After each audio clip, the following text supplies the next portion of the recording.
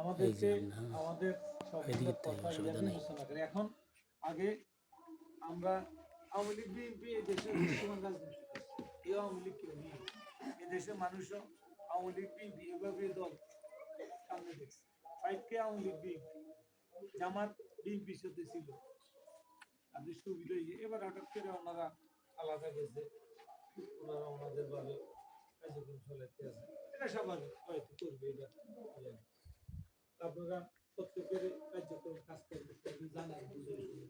এখনকার মানুষ আসলে ধোকা নেই, যে ধোকা দিয়ে একটা কথা কইব বুঝাইব, এরকম ওনার ভূতা এই দেশে নাই। হয়তো কেউ বলে কেউ বলে না। এটার উপর আপনারাও বাড়িওয়ালারা যদি একটু কথা বলেন, অন্য কথা শুনি, অন্য কথা শুনলাম, অন্য বিষয়ের কথা কইব, কইলে এটার উপর ইয়ে করে আমরা আপনাদের কাছে আবেদন জানাই যাব। এই বাইরে তো আর কিছু নেই। আমরা বাড়িওয়ালা থেকে দুই একজন একটু কথা কম কইলে আমরা মুরব্বীরা একটু কইব, কইলে এটার উপর ইয়ে বলে। এটা কোনো ব্যাপার না, এটা জাস্ট খোলামেলা আলোচনা।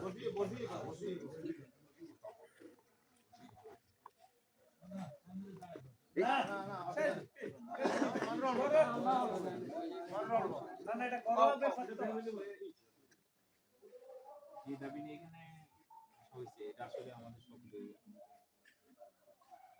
দায়িত্ববোধ বলে মনে করি। এখন আমি যত প্রথমত আমি লীগ তো বর্তমানে মাঠে নেই, আমি লীগ দ্বিতীয়ত যেটা আসছে শুনতাম, আমরা তো ইতিপূর্বে শুনতাম নির্বাচন স্টার্টিং থেকে আমরা প্রথম নির্বাচন করছিলাম না, মনে আছে? বাকিগুলো আপনি আমি আর